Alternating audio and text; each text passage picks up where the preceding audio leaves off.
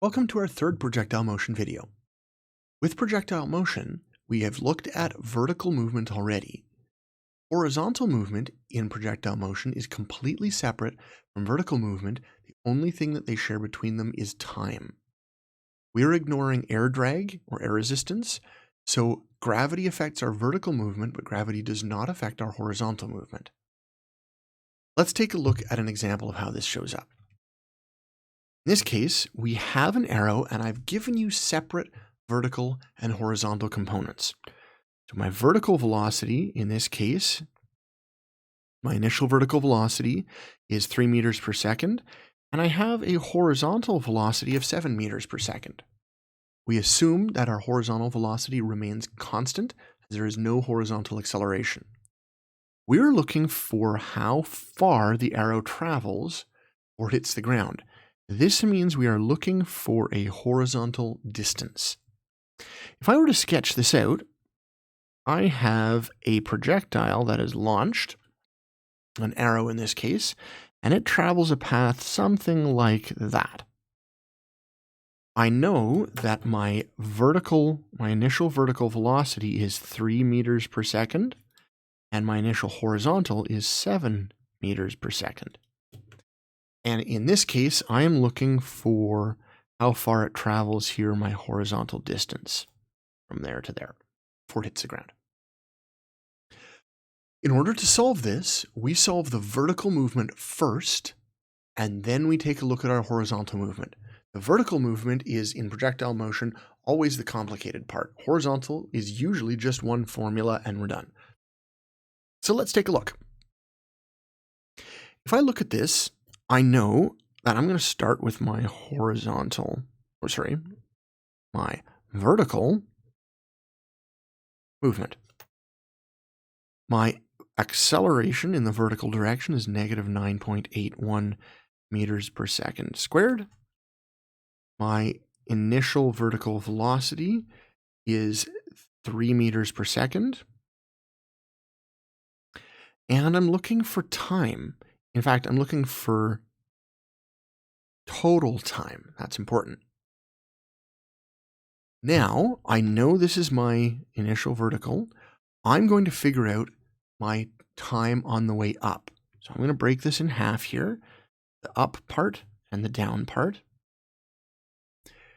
Just like in the last example, we were concerned about how long it takes to get to the top and then back down.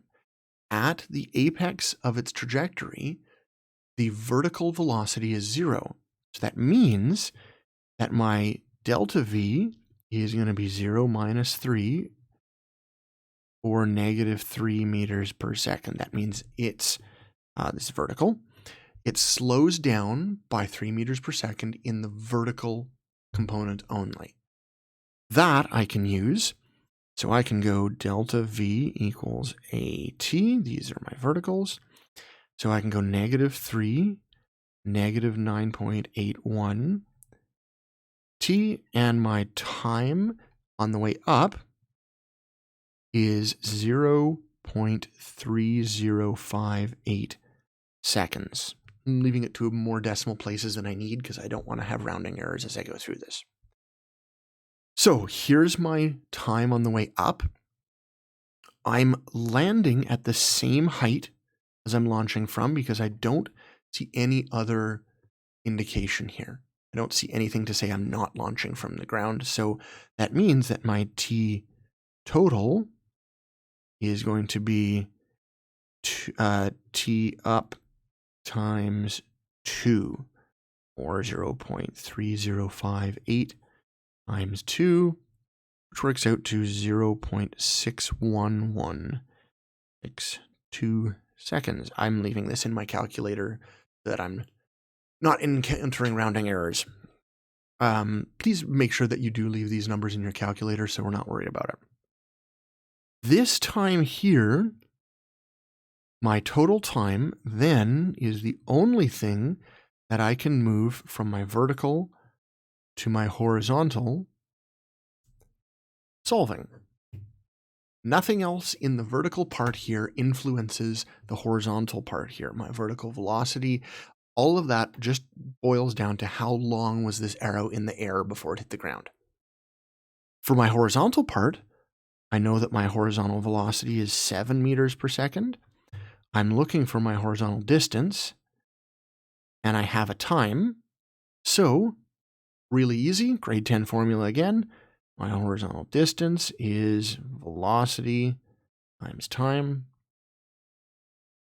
7 times 0.61162. And my horizontal distance works out to 4.28 meters. This arrow traveled 4.28 meters before it hit the ground. That's not very far, but that's what it is.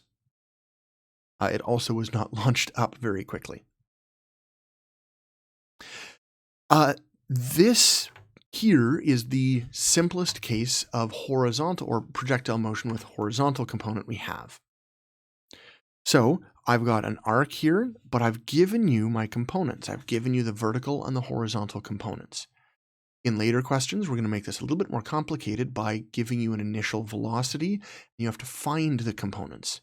But the solution is the same, we just add more at the front of this. Hope this helps. See you in the next video.